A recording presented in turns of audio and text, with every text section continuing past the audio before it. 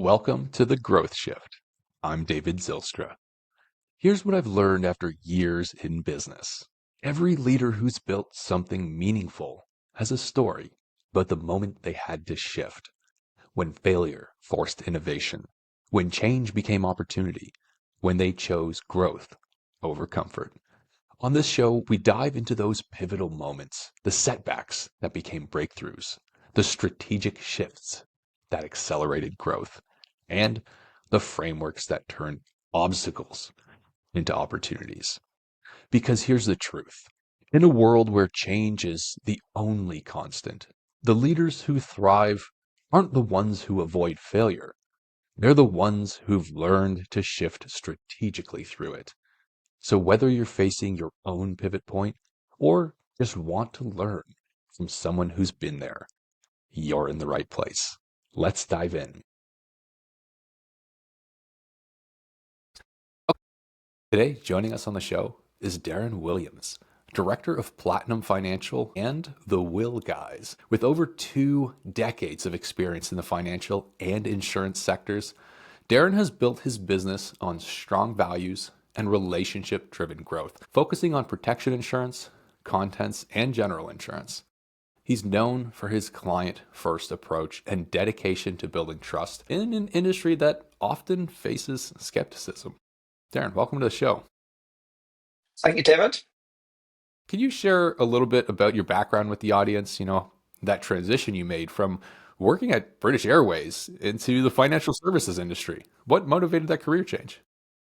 So you're right. It was a time when I was at British Airways, and me and my wife were just about to have our first child, and then being restricted and being stuck on the 9 to 5. Well, actually, it was very much um, a, a job that was 6 a.m. in the morning till 2 in the afternoon, or 10 at night till 6 in the morning. So trying to get that time with the work-life balance. I went through a process of not being able to get off time for Christmas and real key events like that. Me and my wife went through a process of buying a house. I was looking at the time for a new career, something that would give us more as a family to be able to enjoy time together. And when I went through the process of buying a house, it kind of just made sense. And then rightly or wrongly at the time, I seen how much commission the guy had made when he went through that process, and it was more than I earned in a month. So I realized that that was an opportunity, and I didn't actually think he did a very good job. So based on that, I thought, well, I could certainly improve on that job. And if I'm making that sort of money, then we're going to have choices moving forward. So that was kind of where it all began. Amazing. And that initial transition, right? You saw something, we won't call it a shiny object, but you saw an opportunity, right? To earn more money, to have more time for you, for your growing family. You saw someone who was in the industry that you were looking at and they weren't doing as well as you knew you could do. But was it that easy when you made the transition? What were those first couple of years like? Yeah, I would say that one thing I knew I was getting into was a lot of hard work, trying to build up the knowledge, the exams, all of that side was going on. But then also the biggest issue was trying to make sure that I had enough clients. So I think that the one thing that will always trump knowledge is hard work. And if anything, that was what I was willing to commit because I had a real goal attached to that, which was my wife didn't go back to work after the maternity leave, so then nobody was bringing up my own children. And on a weekend, I could dedicate that time to them and make sure that I actually see my son grow up. So yeah, the first couple of years were really, really difficult in terms of time. I was working from 7 in the morning until 1, 2 o'clock in the morning, but that was Monday to Friday, and then knowing that I had the weekend was worth its weight in gold because I was able to say to my wife that we're making enough money now where we can make our own decisions moving forward rather than being dictated to by an employed sector. Fantastic. Obviously, hard work beats luck, and you are a testament of that. I mean, working, what is that, 7 a.m. until, did you say 1 a.m.? Yeah, about 18 hour days. 18 hours a day. Yeah, that's incredible. And hard work pays off, right? You had your weekends, you could look forward to that. But what did that journey actually look like other than, those 18-hour days? I mean, what were some of the challenges you were really up against getting those first few clients and starting to make a mark for yourself in financial services? I guess the new way of doing it now is just called networking, but back then, 20 odd years ago, it was very much a case of picking up the phone to people, getting in front of people, telling them what we done, telling them what I'd done, tell them how I could help them, how I could make life a bit easier for them, and then asking them to tell their friends, their family, and sort of it was a snowball effect. So the more people had built up that relationship, knocked down the trust barriers, and then delivered a really good job, that was the part that was just the first hurdle to get over. The next hurdle was then for them to be comfortable enough to tell their friends and family about it, and that was the sort of the key to the success. The biggest challenge for anybody in this industry back then was implementation of the regulator. So the FSA at the time was really getting a hold. Admin that was attached to it, it wasn't anything online, so every application was paper based. Then you had to go and get signatures, wet signatures, then you had to put in the post, scan it, and then you had to wait for the postman to deliver and then get it back. So yeah, it was the hardest thing over that period of time, which is where my 10 o'clock at night or 1 o'clock in the morning came, was getting the admin prepared and done, so then the work that I'd done through the day was ready to go off in the morning. So Darren, I mean, financial services industry, it's pretty broad, it's pretty big. There's a lot of players in it. What are you doing at Platinum that really sets you apart? You mentioned, relationships, you mentioned education, but what makes Platinum Platinum? I think that we try and look at things a little bit differently. So I'm not a fan of the industry that we're in. I don't necessarily feel like the ethics are there broadly across the board. I think that it's easy to then stand out from a crowd that don't do a job necessarily very well, or their focus is on the money, not on the client. So at Platinum, what we've always wanted to do was put the client in the middle of that compass.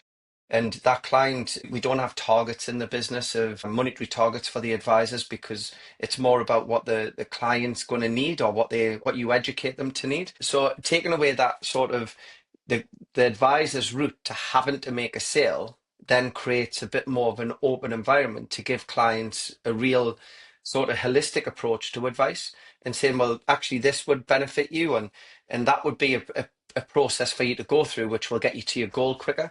So taking that time and seeing clients as the center of everything we do, and every decision we make, it has to tick the boxes in this order, and it has to tick the box. Is it right for the client? If that's the case, great. Is it right for you?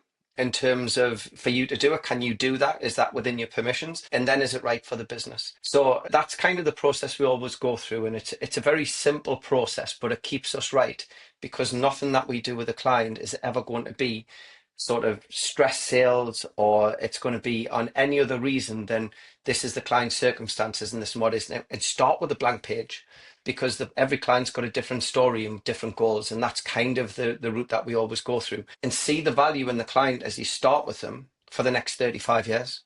And that's where the true value in the client is. It's not just for now. And it might be that you're just educating now, but in 5 years' time, they come back because you've created that relationship. So it's all about relationship building. Everything we do, how do we solve problems for the clients? How do we make sure that we're at the end of the phone? How do we stay relevant? So how do we keep in contact? And if you do that, the clients will look after you, and they do that by referring. And one of the things we don't do as a business is advertise. We never ever will, because we've got enough clients. They should be our biggest advertised campaign. That's incredible. I mean, this approach that you're taking, this client-centric approach, making sure they have everything they need, providing advice, and even if it's not advice they can act on now, trusting that you're building enough of a relationship that they'll come back to you. It doesn't sound like there's too many people in the industry who are taking an approach like this. Would you say that you're a bit of an outlier in that regard? I would say so, mate. I would say that we're 100% not the norm to what people would normally see. And that's certainly the feedback we get from our clients when they've dealt with somebody else and then they're dealing with us. Just little things like doing the job properly. So we're talking about insurance, but how many insurance sellers on the market don't put policies into trust? It's terrible. You get paid a huge amount of commission and then you're doing half a job. So it's just having them standards in place and making sure that people don't get an opportunity to actually just half deliver on a client that's putting all their trust into you, really. And it's them times when you get that client that needs the support and that help. And when you've done a proper job, that you really see the value in the work that you've done. Okay, you might not have got any more pay for that extra 15 minutes of work, but you have delivered a better job, and you've got more referrals on the back of it because you can get more trustees. And it's easy to say, well, when was the last time you did this with your policy? And clients haven't got a clue what you're sort of talking about because they haven't had that education in the past. So yeah, I would say that fundamentally we are standing out different to the crowd. And we're going back to what you mentioned before. Yes, we are client centric. When I first started this journey within Platinum, the FCA, sorry, the Financial Service Authority was bringing in an initiative for treating customers fairly. Almost 20 years, they've eventually implemented consumer duty, which we've been doing for 20 years. So that consumer duty is just on the back of everything should be client centric. So everyone else is playing catch up, and we've been doing it for the last 20 years anyway. I'd love to learn a little bit more about how it is you are so far ahead, let's say. I mean, if everyone else is kind of now they're playing catch up, they're trying to put themselves in a position where they're approaching it in a similar way. Like they haven't been doing these things. So at what point in your journey of business did you start to realize that this is the way things should be done? Was it an evolution? Was it something that you always held close to heart from the start? What did that look like? Yeah, I think it's very much from the start. It was realizing that the industry was terrible. It had terrible press. There wasn't any good press about the financial service industry at all when I first started. And when you know what's wrong, and it's just about having them morals, really, what is right and what is wrong, and how would you feel as a client if somebody mentioned to me, what advice would you give your grandma? And if that advice is what you give your grandma, then you can't go too far wrong. You'll always be able to sleep in bed at night knowing that that advice is correct. And that was the culture from day one. So I don't think it's been something that's evolved. I think it's just been something that's never been taken away. Fantastic. Darren, we spoke the other day. You mentioned something that I hadn't heard anyone say before. I'd love for you to share a little bit about this with the audience as well. You mentioned you're going into schools to provide financial education in places where there isn't really much financial education in the first place. What inspired this initiative, and how does it fit into your overall business strategy? So this was actually on the back of, I guess, us dealing with problems when client comes to us. So if a client comes to us and they're a first time buyer, and you're having that very first conversation and realizing that their education on the financial sector is so weak that they didn't realize the impact of not paying their credit card. They didn't realize the impact of having a loan would mean, or taking out credit when they didn't really need it, but they just did it because they were offered 0% finance. All of these little things that have a detrimental impact if you don't look after it properly. And it was one of them. I was part of a group for North Tyneside and Newcastle councils that basically decided how money was spent for young people in the area. And it was sort of things like when people went on job experience, and when you're at school, you go through that work experience and you go away for a week, you kind of make teas for people and then you come back. And it was very much like solely factored on what the Northeast is doing now. So we're heavily related to things like call center work, and it was like just in the I guess hotel division. So it was very much service. It wasn't very much a case of giving people an opportunity to grow. So I kind of went in there and said, look, why can't we educate people about their goals? And why do we not have financial goals for them people? So for example, if you were at school and somebody said to you, "What do you want to be when you grow up?" Somebody might have a dream. I want to be an astronaut. I want to do this. I want to do that. But actually, the majority of the answers are, "I don't know." Well, that's because they haven't attached it to anything. So how about we ask a different question? If we ask a question, "Where would you like to live? What type of home would you like to live in?" Then that sort of builds backwards. So if they pick a house and then an area, and they can say, "Well, that house currently is £300,000." We can then go backwards from that and say, well, if we educated you to get that house, you need a salary of X. To have a salary of X, you need to go and get job experience in this arena. This might then give them choices towards education, go to university, not. So then that gives them that opportunity to understand, well, that's then achievable if they do that next part. So we kind of went through that within that scheme that I was in initially about trying to get people to understand where to get job experience from. And then it evolved from that to us saying, well, would we go into the schools and talk to sixth formers, talk to people that are just hitting year 11, all the way back to year 7, and just feed into there the importance of things like saving. How much, if you are buying a house, what would your deposit look like? When you do get a job, when you hit 18, what's the most important thing? Because a bank will just start throwing credit cards at you, they'll start throwing loans at you. But actually, the most important thing is that you don't lose your income.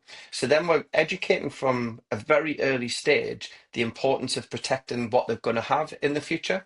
So it's kind of like getting in really early. So then when we do get that client come to us when they're 22, 23, and they want to buy their first home, they've got the credit file that is appropriate to that. But it's not just appropriate to that, it's also helping them with real solid sort of education to take them into adulthood, which I think is a massive gap in all of the education system in the UK. And I think actually most of the world there's a gap there. So it was, I can't change the world, but I can do a little bit for the area that we're in. And actually, when I started doing that, we're now starting to see people come to us earlier to get on to the property ladder earlier because they had that education earlier. And it's not something that happened when they get into, oh, well, I'm about to get married is the next thing, we should have a house. So that was kind of where it comes from. And it's really, really rewarding. We don't get anything back from it at that time. It's Hmm. about breaking down the barriers then, and then knowing that they've got a trusted partner that they can use in years to come. That's fantastic, Darren. I mean, you're finding a way to actively give back to the community and actually help younger people to prepare them for the future, right? In a way that maybe not many other people are actually doing. But at the same time, maybe as a byproduct, it's almost like you're reverse engineering your ideal client. People who understand the value of what you do, people who are ready to make these decisions and invest in the future and to start when they're young as well. Absolutely. And also career choices. Because we're a local firm in here and we're growing business, we get people coming looking for work and they already know what we do. So it kind of future proofing for the young advisors coming in, younger clients, but it's also future proofing potential new quality people in our area to build into this network of work. That's fantastic. So you made a career shift long ago when you were starting a family. You worked your butt off to get to where you were, right? You saw an opportunity to start to have an impact in an industry that you could see even from the outside. Things weren't being done properly. And right from the start, you had a long-term mindset, which still holds true, of course, today with how it is you're engaging, youth in schools and helping prepare them for the future. So with this compounding effect of what you've been doing in business as with what you do in finance as well, where is it that you want to take Platinum Financial, even in the next 1 to 2 years with these compounding effects now perhaps coming to realization? I think the more that we our reputation is getting sort of countrywide, and you go to places like London in the south, and they already know about us. It kind of shows that the impact that we've got on the market right now, and the fact that I've been educating not just the youth, but educating my peers as well over the last few years about what a good process looks like versus what hasn't. The next couple of years is key because of technology changes, because of the industry changing again. That there's already a review within the FCA about whether the regulator's the right regulator for us, whether the insurance market is going to need a big overhaul, whether the mortgage market, all of them things are things that will only be better for the client. So we have to stay ahead of that. We've got to stay ahead of that sort of trend. And the only way to do that is to not fight back against things that we can't control. So over the next couple of years, we will recruit more. We're going to be in front of more people, helping more people, certainly not just in the Northeast, but we've got people in and around London, the Northwest, and growing that presence. So then we can simply use the foundations of what we've built up over the last 20 years and then make sure that with the training and support we've got to the new advisors coming in, we get access to more and more people. Because I do think there's going to be a massive exodus of the advisors that can't cope with change. And when they leave, the only thing that's left then is clients that haven't got a home. So we need to make sure that they get that home. So it's an exciting time, certainly over the next couple of years. Long-term plan is to be the household name. But to be the household name, the only way you're going to get that is by seeing more and more clients and compounding the amount of clients that we see, which means we need a hell of a a much bigger team to be able to service that. That's excellent. And on one side of things, a growing team is necessary for a growing business, but so is growing clientele. Now, you mentioned that you've never paid for advertising. You have some incredible relationships. You're planting seeds in the community with the youth and who are coming to you for a career as well as, as a client. But surely you don't rely only on referrals and, these seeds that you're planting. How are you going to fuel the growth of your business with new clients? So the new clients come in because of our sister company, the Will Guys that you mentioned before. So we have got a lot of employee benefits, making an industry again that is very archaic, very sort of stuck in its ways. We changed that. So to get a will, it needed to be accessible to everyone. So we've got lots of relationships with employee benefit schemes where we open the door for them to experience what we can do for them. We then help them with their estate planning needs. So a simple solution might be for a young family that's just had a baby. They're doing a very basic will, but they've now got a place of guardianship for their child. Then all of a sudden that opens up the financial door for us to be able to help in that way. So we don't pay for advertising because we've got an organic way of doing it. And it comes through people referring us, but it also comes through people coming to us from employee benefits that work for a place that we can then support them on the estate planning side. So from a perspective of gaining new clients, I think all the hard work that we've done over the years, I think we've got just over 100 employee benefit companies that work with us. And they are from blue chip companies all the way down to 20, 30 people within a company. So I've got no concerns about the fact of how we get our clients. We've also got a very unique process that I developed over the years, and we call that Northeast Southwest. And when we're talking to the client's in the middle of this compass. And when we're speaking to them, we'll talk to them about what happens in the future. Are they likely to inherit?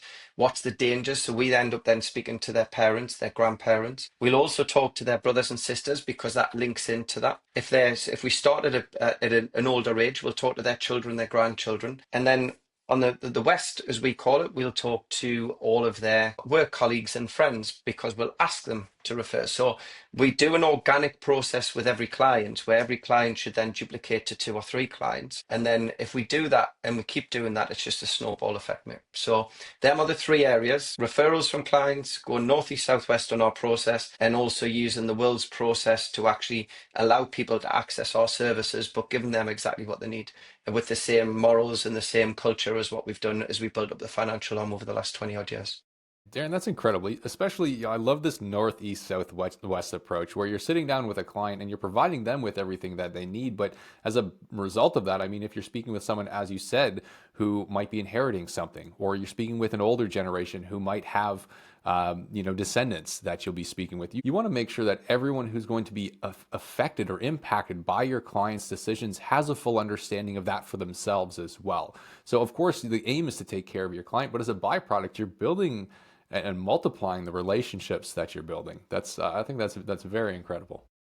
That's one, the key to being a different advisor where you're not just like tunnel visioned with the client that you're in front of, but it's also the key to being successful where you don't have to go out and advertise and compete against the big players in the market that have just got too much money to throw at marketing. Yeah, very creative and very genuine as well with your approach. I really, really admire that.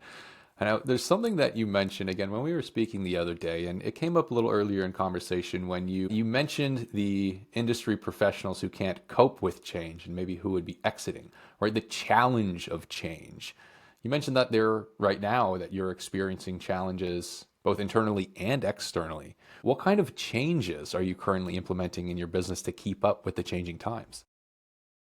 So again, thinking of the protection market on that question, there's been no changes within that arena, certainly since I started doing this. So you got a really hefty commission for the policies that you're putting in place. There is sort of unfair playing field. So for example, a client would go and see a bank and the bank would say, because they're the trusted element, they would then go and do a life insurance policy for the client with something called a loaded premium. So it would cost them up to 30% more than what a premium would be going to an advisor. Or it might be that the product that they get from an advisor would be completely different to the product that they can get direct. And actually the one that they get direct isn't as good.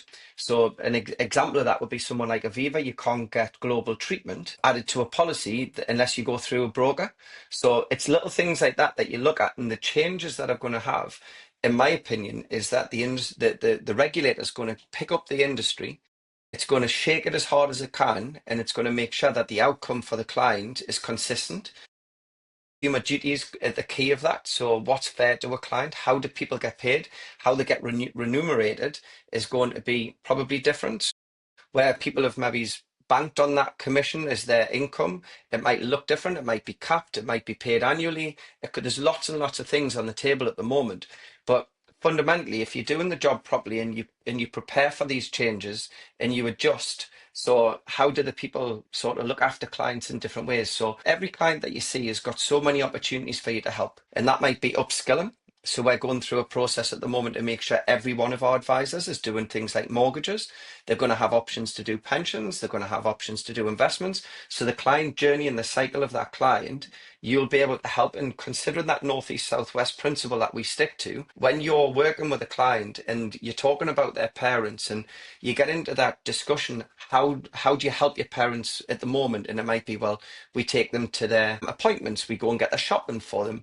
And then you understand, well, actually, they've got an estate that likely in the future you're going to inherit. But the things that you can help that client with and the parents with can be different. So we're having to branch out and make sure that we've got opportunities to help in every area.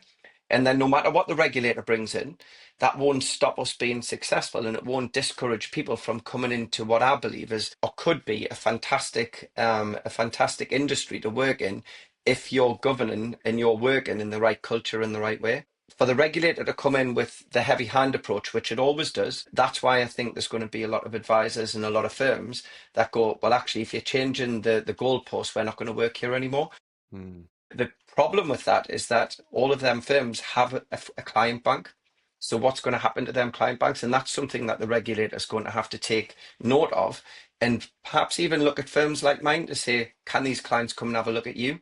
So then they've got an outlet for that. So I think there's going to be a lot of changes, certainly in the advice world and with protection, with mortgages as well. And what I have seen over the years is when a big change comes in, that normally discourages people, certainly at the end of their careers, from staying on. So that's where that challenge is going to come from us as well, but we're going to be leading that by making sure that we're ready for whatever comes. Hmm.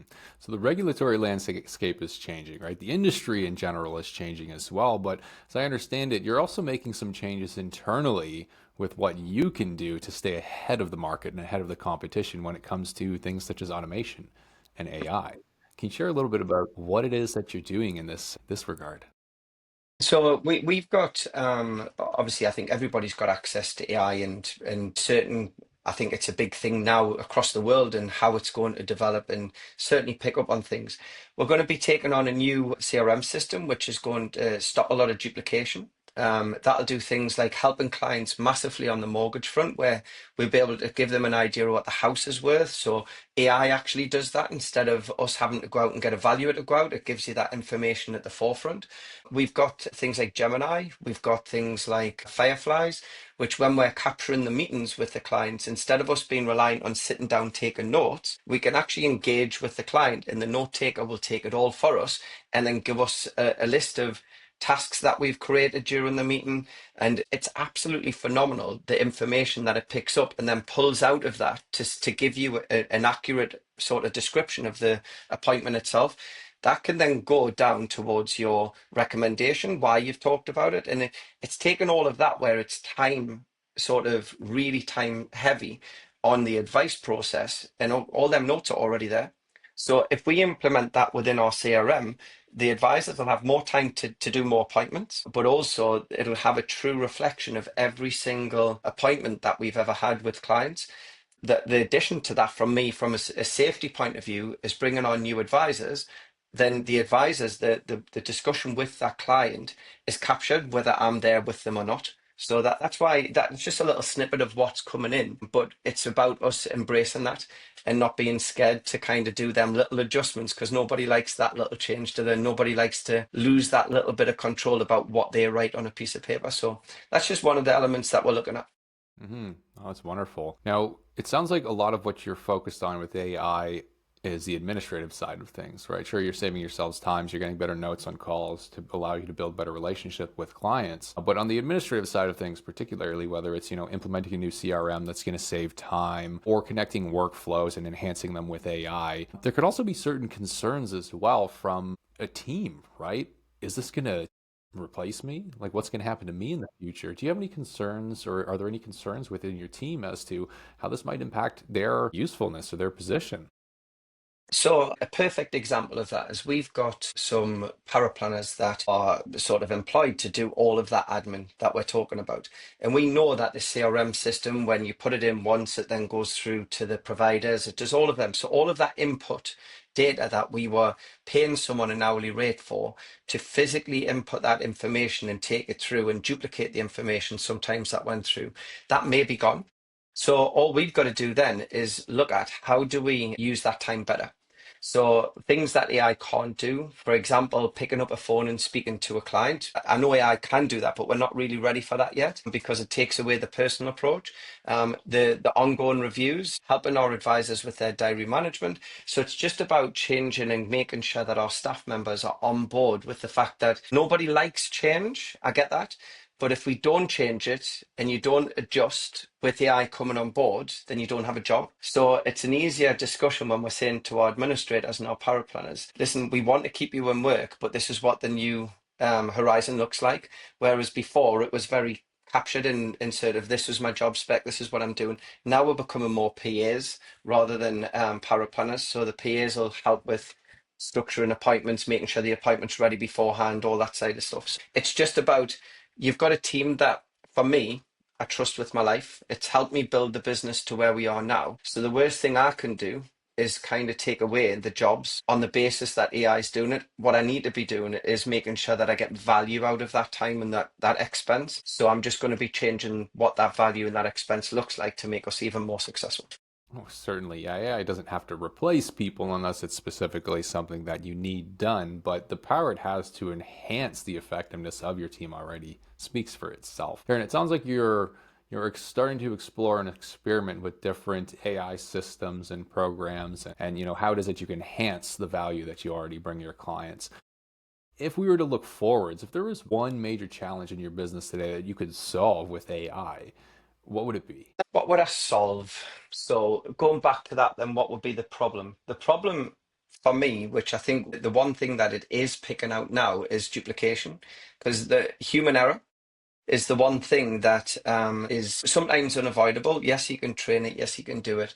But it's maybe even having a system in place that would take our compliance part and make sure that it was kind of learning what a good file looks like. So therefore we can have that reassurance that every file that comes on, we're not then having to get someone to sit down for 2.5 hours going through the file with a fine tooth comb. That would make a lot more sense to me if we had a system that was built in with AI that could tell me as a business principle that all of my advisors, every file is being checked by AI rather than just 1 in 10, because then I know that the consistency in terms of the advice that's being given would be great, but it also makes sure that the consistency in terms of the quality of the files is being maintained rather than just ad hoc ones. So moving into the future, if I could have something like that, that didn't take a lot of time and just gave me reports and sort of flagged out any sort of areas that we could improve, that would be the way forward. Fantastic. Always thinking forwards. Now, for other financial service advisors or insurance professionals who are looking to innovate but also want to maintain, trust-based relationships, such as yourself, what advice would you give to them that you believe would help enhance their ability to maintain trust while using AI? I think it's one understanding before you implement it that you've checked what it does. That would be, don't just throw something in because someone said it was good. If every document that it produces was then sort of in American English rather than English, or British English, sorry, then it would be kind of little parts like that. But the biggest bit of advice with this is just look at your business with a helicopter approach. What part of the business could be improved and how would you improve it? And look at 80/20. So 80% of what's good in your business comes from 20% of what you've done. So look at the stuff that is taking all that rest of the time and see how you can take that down one step at a time. Have a plan, put it in place, and take one step at a time and deal with one thing at a time rather than trying to do everything at once. AI will naturally keep getting pushed in front of you with opportunities. There'll be, I think it's the next big sales tool that's going to be going around the world at the moment. Use AI for this, that, and the other. But honestly, I think if you know your business it has to add to your business. It can't just replace you, because if it replaces you, it'll take away everything that you've built up over the years. Sound advice. and insight. Darren, thank you. For any listeners who might be interested in learning more about you, your approach, or just connecting with you, what would be the best way to reach out? Just go on to we've got a website, thefinancialguys.co.uk. Contact us. I'm on LinkedIn as well. Feel free to reach out, and I'd be more than happy to give any guidance or any support to anybody that comes through. Wonderful. Thank you so much for joining us on the show today. No worries. Thanks very much for having us. And to the listeners, thank you for tuning into the podcast. As always, I hope this episode has brought you valuable insight, knowledge, and inspiration. If it did, please will you show your support by dropping a like on this video and subscribing to the channel. Until next time, we're signing off. And that's a wrap on another episode of The Growth Shift. If this conversation sparked something for you, whether it's a new perspective on failure, a strategy you want to try, or just the reminder that every setback can become a setup for something bigger, hit that subscribe button and share this with someone who needs to hear it. Remember, the leaders who thrive aren't the ones who avoid change. They're the ones who shift strategically through it. If you're ready to build the systems that help you grow without the chaos, head over to valentix.io. We help businesses like yours scale smarter, not harder. I'm David Zylstra, and I'll see you in the next shift.